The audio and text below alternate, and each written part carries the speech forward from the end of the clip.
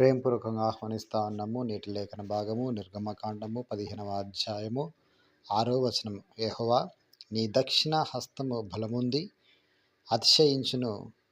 యెహోవా నీ దక్షిణ హస్తము శత్రువుని చితకగొట్టును. దేవునికి మహిమ కలుగును గాక. ప్రియ దైవజనము, ఆ ఉదయకాల సమయంలో పరిశుద్ధాత్మ దేవుడు ధైర్యపరుస్తూ బలపరుస్తూ అద్భుతమైన మాటలను సెలవిస్తూ ముందు నడిపిస్తూ ఉన్నారు. ఇశ్రాయేలులు మోషే చేత నడిపిస్తున్న క్రమంలో వెనుక వైపు నుంచి వెళ్ళి శత్రు ఫరో వస్తూ ఉన్నప్పుడు మన దేవుడు ఆయన బలమును సకల ప్రజలకు, సకల జనులకు, శత్రువులకు తెలియజేయుటకు ఎర్ర సముద్రమును రెండు పాయలు చేసి ఆ సముద్రంలో శత్రువుని వాడి బలమును పతనము చేసినట్లుగా దీనికి వాక్యం స్పష్టంగా తెలియజేయబడతా ఉంది. 4వ వచనం ఈ విధంగా రాయబడింది. ఆయన ఫరో రథములను అతని సేనను సముద్రంలో పడద్రోసెను. అతని అధిపతులలో శ్రేష్ఠులు ఎర్ర సముద్రములో మునిగిపోయిరి. అగాధ జలములు వారిని కప్పెను. వారు రాతి వలె అడుగంటి పోయిరి. ఇక భూలోకంలో ఫరో సైన్యం ఎంతో బలిష్టమైనదిగా కనబడింది. కానీ దేవుని ఎదుట ఎవరైనా కూడా హతము కావాల్సిందే. ఎందుకంటే ఆయన సర్వంతర్యామి, సర్వశక్తిమంతుడు, ఆయన మహాబలము గలవాడు, మహాప్రభావం కలిగినటువంటి వాడు. ఆయన ముందు ఏది కూడా నిలవదు. సమస్తం కూడా మైనము వలె కరిగిపోయే స్థితి. ఆయన కనుచూపులు చాలు, ఆయన ఆలోచన చాలు మన జీవితం మొత్తం కూడా తల్లకిందులుగా మార్చివేయబడడానికి.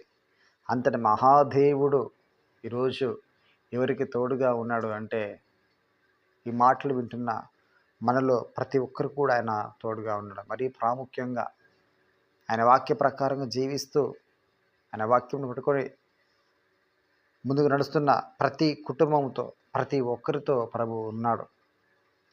ఈ లోకంలో ఎవరైతే బాగా బలవంతులుగా అతిశయపడతారో, తెలివి గలవారుగా, బుద్ధి గలవారుగా, జ్ఞానం కలిగినవారుగా, ఖండబలం కలిగిన వారుగా, లోకం యొక్క సర్వాధికారం నాది అని ఎవరైతే అనుకుంటారో వారందరూ కూడా మట్టి కరిపించుటకు దేవుడు ఉన్నాడు అనే విషయం ఈరోజు జ్ఞాపకం చేస్తూ ఉన్నాను. ఫరో ఒక మంచి నాయకుడిగా ఉన్నాడు. మహా సైన్యము కలిగి, రథములను కలిగి, జ్ఞానము కలిగి, శ్రేష్ఠులను, అధిపతులను కలిగి ఆయన ఉన్నాడు. కానీ దేవుని ఎదుట వారు నిలవలేకపోయారు. రాతిలి వలె సముద్రంలో పడివేసినప్పుడు ఏ రీతికి మునిగిపోతుందో ఆ అధిపతులు, ఆ శ్రేష్ఠులందరూ కూడా, రథములన్నీ కూడా మరి మునిగిపోయినట్లుగా ఈ వాక్యం సెలవిస్తూ ఉంది. ఈరోజు ఇక భూలోకంలో అధిపతులుగా ఉన్నటువంటి సాతాను రాజ్యం కావచ్చు, సాతాను దూతలు కావచ్చు, సాతానే కావచ్చు, మన కుటుంబమునకు వ్యతిరేకంగా, మనకు వ్యతిరేకంగా వాడు వచ్చినట్లయితే ఫరో సైన్యము, ఫరో అధిపతులు, శ్రేష్ఠులు, రథములు ఏ రీతికైతే సముద్రంలో మునిగిపోయి కంటికి కనపడకుండా అయిపోయాయో, మన మీదకి వచ్చేటువంటి లోకాధిపతి కావచ్చు, లోక శత్రువులు కావచ్చు, అనారోగ్యాలు కావచ్చు, అస్వస్థతలు కావచ్చు, అది ఏదైనప్పటికీ కూడా సముద్రంలో ముంచి వేయబడబోతా ఉన్నది. దేవునికి మహిమ కలుగును గాక. ఎందుకనగా ఆయన తన బలిష్టమైనటువంటి హస్తము ఎప్పుడు కూడా తన ప్రజలకు అందించేవాడుగా ఉన్నాడు.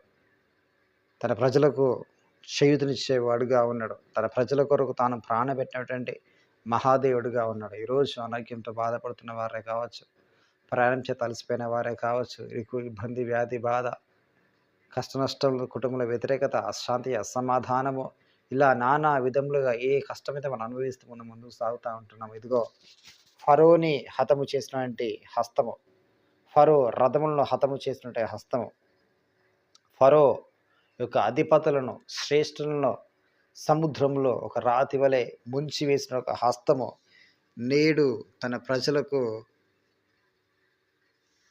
తన బిడ్డలకు తోడుగా ఉండబోతా ఉన్నది. ఆ బలమును బట్టి, ఆ బలిష్టమైనటువంటి హస్తమును బట్టి మనం జయోత్సాహము చేయబోతా ఉన్నాం. కనుక ప్రియ దైవజనమా, దేవుని ప్రజలారా, మీరు ధైర్యంగా ఉండాలా.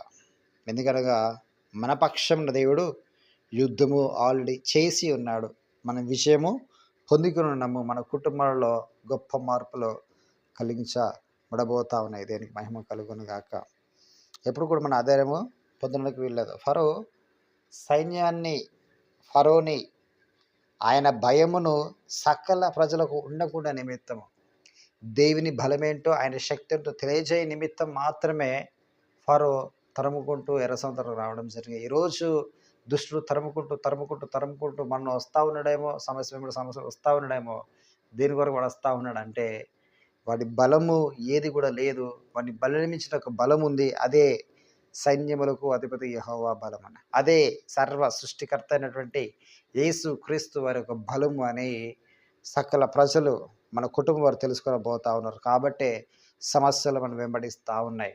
అందుకే సమస్యల వల్ల మనం ఇంకా ఉంటా ఉన్నాము. కాబట్టి అది నిన్ను ఏదో చెరగొట్టడానికి కాదు, అదే నువ్వు బలహీనపరచడానికి కాదు, అదేదో నిన్ను శక్తిహీనంగా చేయడానికి కాదులే. కానీ ప్రభు యొక్క నామమును మహిమపరచబడుటకు ఆ సమస్యలు ముందుకు సాగుతుంటుండగా దయచనను ఆధైర్యం చెందక ఇశ్రాయేలు ప్రజలను చూసి రాబోతున్నటువంటి రాజ్యములన్నీ కూడా గడగడ వణిగిపోయాయి భయంతో. అదే అమ్మో వీరి దేవుడు చాలా గొప్పవాడే అని భయం వణికలిగి జీవించారు. అలాగే ఇప్పుడు నీకు వచ్చేటువంటి సమస్యలన్నింటిలో వచ్చింది కూడా ప్రభుని విడిపిస్తూ రాబోతున్న తరముల వారందరూ కూడా అమ్మో వీరి దేవుడు చాలా గొప్పవాడు, శక్తివంతుడు, ఆయన నామము తన ప్రజలు పెట్టబడిన వారికి అందరికీ ఉన్నప్పుడు మనం ఏ ఒక్కరిని కూడా ఏమీ చేయలేము అన్న భయము వణుకు నిన్ను బట్టి అనేకమైన ప్రజలకు దేవుడు తెలియజేయబోతుండగా, ఇదిగో ప్రభు ఆ చక్కటి సాక్ష్యం బట్టి, ఆ చక్కని మాటలు బట్టి ఎవ్వరు కూడా మనం ఆదరించకుండా ధైర్యం కలిగి, అయ్యా దేవ నిజంగా నా తండ్రి ఇశ్రాయేల్ పక్షంలో నిలబడి తండ్రి ఎర్ర సముద్రం తనని పాయలు చేస్తావు ప్రభా. ఫరోని అతని అధిపతులను తండ్రి శ్రేష్ఠులను రథములను అన్ని కూడా నువ్వు తండ్రి నీటిలో మునిగిపో చేసావు ప్రభు. నీకు స్తోత్రం. తన నేడు నాకున్నటువంటి ఇక స్థితిలోంచి నువ్వు విడిచిన శక్తివంతుడిగా ఉన్నావు ప్రభు అని మనం విజ్ఞానపూర్వకంగా పద్ధతి మనం ముందుకు సాగుతాం. ఈ మాటలు దీవించి ఆశీర్వదించను గాక. ఆమెన్. ప్రార్థన. స్తోత్రం ప్రభువా, పరిశుద్ధుడానికి అందరూ తండ్రి ఈ యొక్క మాటలు తండ్రి ధైర్యపరచబడి ఉన్నారు, తండ్రి బలపరచబడి ఉన్నారు నా తండ్రి. ఇదిగో ప్రభువా ఇశ్రాయేల్ ప్రజలతో ఈ విధంగా నా తండ్రి ప్రజలు కూడా తన తోడుగా నీడగొండి నా తండ్రి. అక్కడ నా తండ్రి ఆ ఫీవర్లో ఉంచినప్పుడు విడిపించండి ప్రభునికి స్తోత్రం. ఒక బ్లడ్ తండ్రి ఇన్ఫెక్షన్ విడిపించవలసిందిగా ప్రార్థన చేసిన ప్రభా. ఇంకేత తన బలహీనత ప్రభా తన ప్రతి బలహీనత నుంచి వీళ్ళు విడిపింపజేయండి తండ్రి.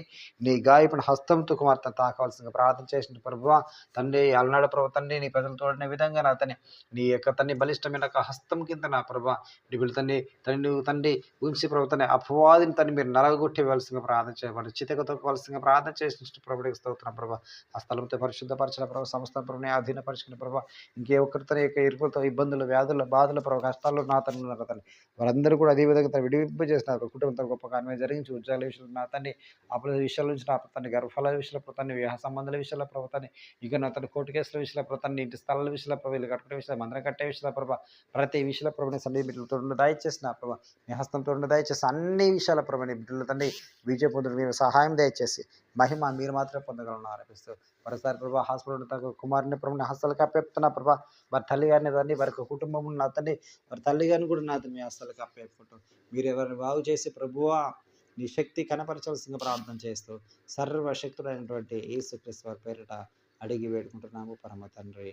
Amen amen amen. God bless you. అందరూ కూడా దీవించి ఆశీర్వదించును గాక.